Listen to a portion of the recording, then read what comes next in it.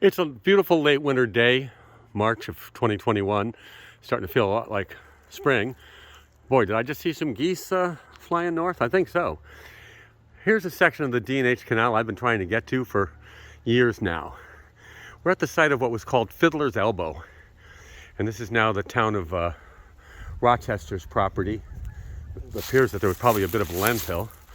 I went all the way over from their public park, and then there was a field I went through because I knew sooner or later I had to hit the canal. And boy, here, so this is what was probably a landfill at one point. Now they appear to be taking material out for highways or something. But I was really gratified when I finally brought myself around. I knew sooner or later I was going to find a towpath. And here we are right here on the towpath here.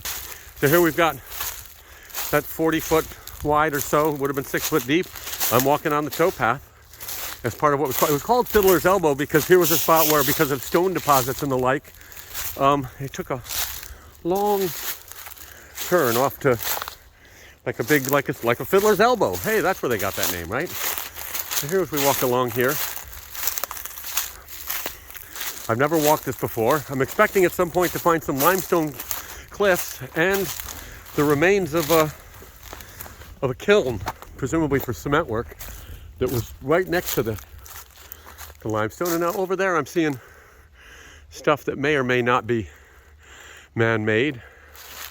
If anything, this is probably the limestone they exploited. I'm sort of hoping to find the kiln. Those kilns were pretty massive. Everybody has a bucket list. My bucket list is to walk every section of the D&H Canal that I can. And here's one only a few miles from my home in High Falls that I haven't gotten to. It would be hard to hike this come summer. That looks to me like somebody mined out some of that over there. So if I was going to find that kiln, I would expect to find it along this stretch somewhere. And I can see buildings up ahead, and that connects to the Town of Accord Rail Trail, which starts right here at Veterans Park. And so I'd always seen at a certain point, well, I'll see a posted sign, right? If I'm not allowed to be here. I figured I'd better film it even if I don't have all the equipment, because it might be a while before I can get back in here. Although now that I know what's here, I can talk to the proper authorities and get permission at some point. But 2 months from now, this will be largely unpassable because of the growth, probably. You can always tell a towpath. This, what we now call a berm, squared up, flat on the top, 10 foot wide, with a prism to the side. Give you a little bit. You can just imagine how hard this will be to see when the trees leaf out.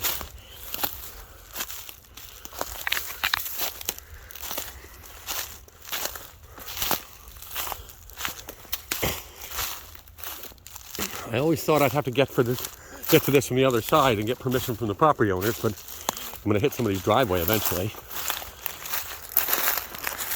Yeah, so interestingly, what I didn't see and what I was expecting to see back here was that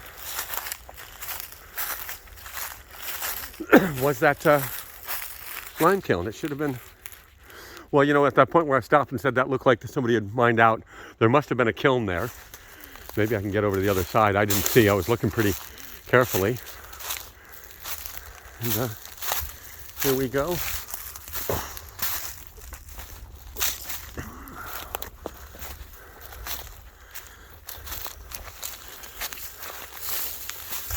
Yeah, so there we go. Now I don't know whether to circle back on the rail trail. So that would have been one of those houses over there, would have been Peter Decker's house. My map tells me there was 2 houses and a barn there. I think this closer building might be a post-canal era building, and I think the other house, the larger house that you can barely make out behind it, was probably quite, yeah. So then this goes and connects to the rail trail. I'm going to circle back and take another look, because I'm dying to see if I can see signs of that kiln.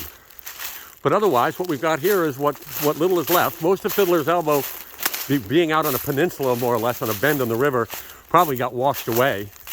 And then it looks like the landfill filled in sections of it, but then it's just gone. It's gone all the way, you know, most of the curve.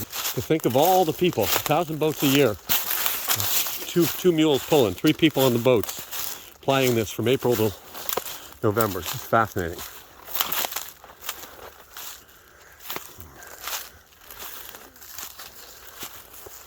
We could call this the hunt for the Fiddler's Elbow lime kiln.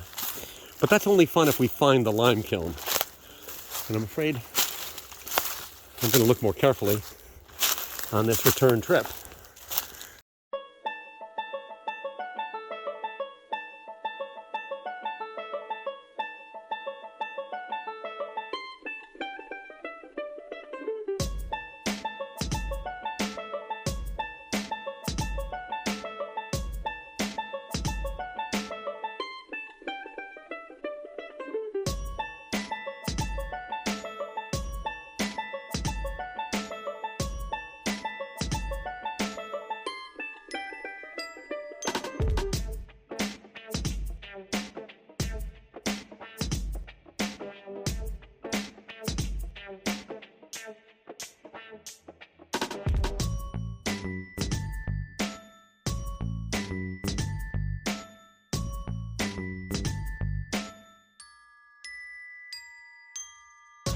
So this is where the lime deposits were. I can see what I think are signs of human activity. You can see the stonework on the side all along there on the berm.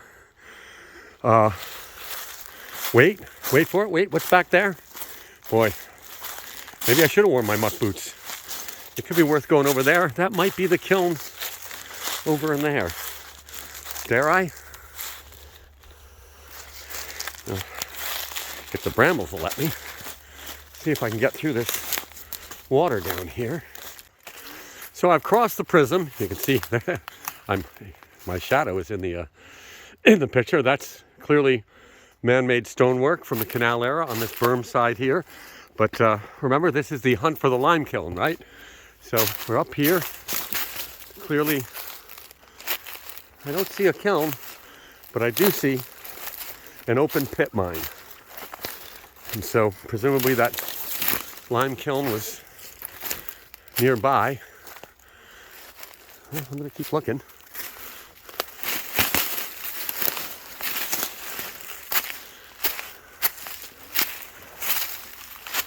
So here is an open pit mine, and at least sometime in the historic era, in the second half of the 19th century, there was a kiln. I'm no geologist, but this is probably a lime that would be used for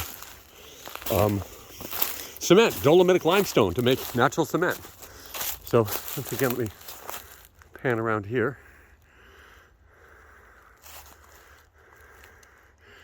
But this has all been dug out. Now I'm going to climb up here because the map said there was a lime shelf. Looks like somebody cut into the shelf. And the kiln was on this side. So this is sort of my last chance to find that kiln. And otherwise, you know, if you've seen these kilns, they're so massive, you kind of, you figure they're never going to disappear. But here's one to prove them wrong, huh? But before I close here, you can see another open pit mine. The open pit mine here. The canal bed filled with water there, and the Roundout Creek by the setting sun over here on this beautiful March day.